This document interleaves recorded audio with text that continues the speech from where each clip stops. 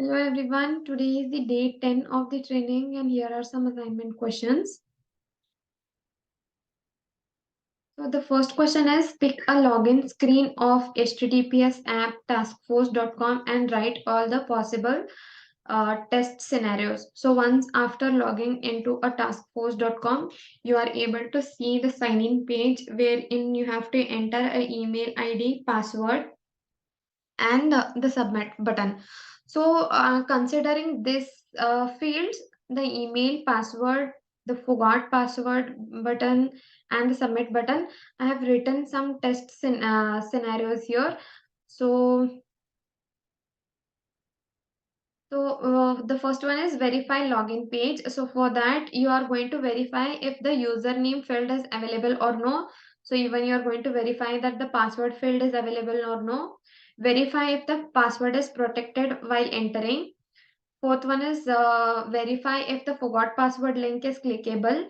Fifth one is verify if a new page option is available for sign up for creating a new account. The new page is available or no, you're going to verify in a login page. The second one is the forgot password. So the first thing is verify if the forgot password link is clickable. Second one is verify if a clicked while after clicking on a forgot password link it is redirecting to a new page or no. You're going to check that, verify that. The third one is verify like if after entering you have forgotten a password, so you are going to enter an email ID to get a recovery email. So that is working fine or no, that also you are going to check. So verify login. So to verify login, you're going to, I have written some test scenarios where verify if the user is able to log in without entering the username and password. So verify if a user is able to enter username, verify if the user is able to enter a password, verify if the password is encrypted, verify if the user is able to see the encrypted password after clicking on the eye icon, verify if a user is able to log in only by a username, then verify if a user is able to log in by only password. So this was about the first question. So let us go to the second question.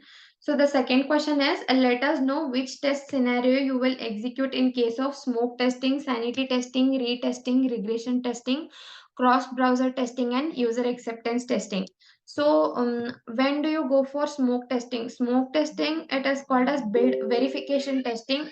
So this is applied when the application, web application, it verifies the most important feature in some application. So let us consider the example of a web application. So in a application, the most important feature is the login and the password, the username and the password button. So once after clicking on the username and the password button, you are able to log in. So the important feature here, it is the username and the password button. So it verifies the most important feature.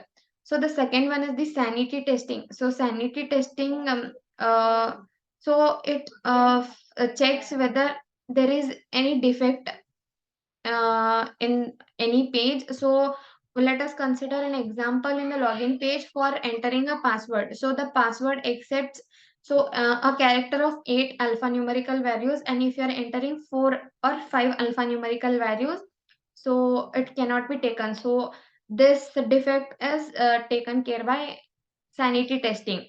So what is retesting? Retesting are those test cases which include test cases which were failed earlier. So retesting ensures that the issue has been fixed and it is working as expected. So this is done by retesting.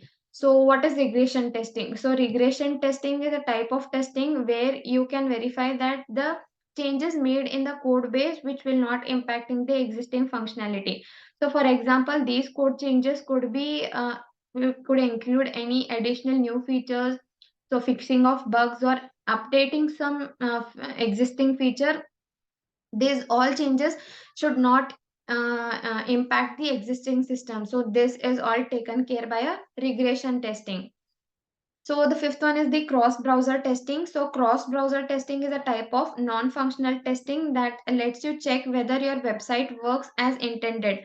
So when access to different browsers, So OS combinations, that is popular browsers like Chrome, Edge, Safari, Firefox, or any kind of the popular operating systems like Windows, Mac OS, and Android. So the sixth one is user acceptance testing. So alpha and beta testings are examples of user acceptance testing. So alpha tests are internal and they aim to spot defects. So while beta testing, it is an external testing of a product before it goes to a commercial production. So this was about the second question. The third question is, what is gray box testing? Please explain with the help of an example. So gray box testing can be done with the help of black box and white box. It is a combination, gray box testing is a combination of black box and white box. So black box testing, as explained earlier, it can be performed by a person who is having no knowledge in the coding, as he doesn't know, if the person, he or she doesn't have any code knowledge, then they can go for black box testing. And white box testing, people need to have the code knowledge, how it is implemented, how the code works, everything. The white box people who are performing this testing should have the knowledge.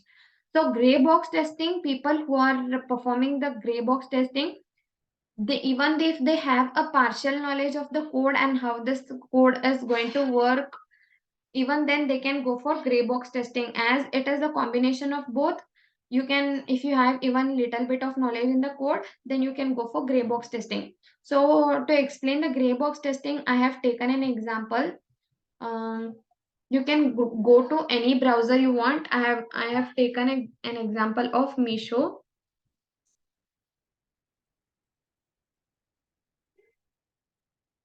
So we have something called as developers tool. So that is inspect. If you right click and you hit on inspect, you will be able to see what all code, what all script is written to build this application, to build this page. And here you can see what all HTML, CSS styles have been added to build this page.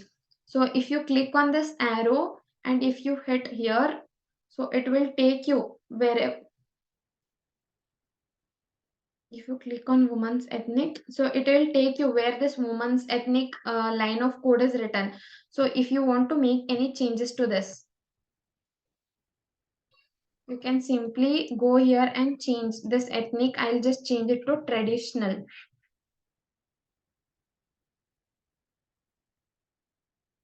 So you can see that it has got changed, it has got changed to women's traditional. So you are using your personal browser, and if you want to make any changes to your browser, then you can make use of this inspect button, and you can make and go, you can make any changes. So this was about gray box testing. So even if we have a little knowledge of the code and how it is working, even then we can go and perform this gray box testing. So this was about the today's assignment questions. Thank you everyone.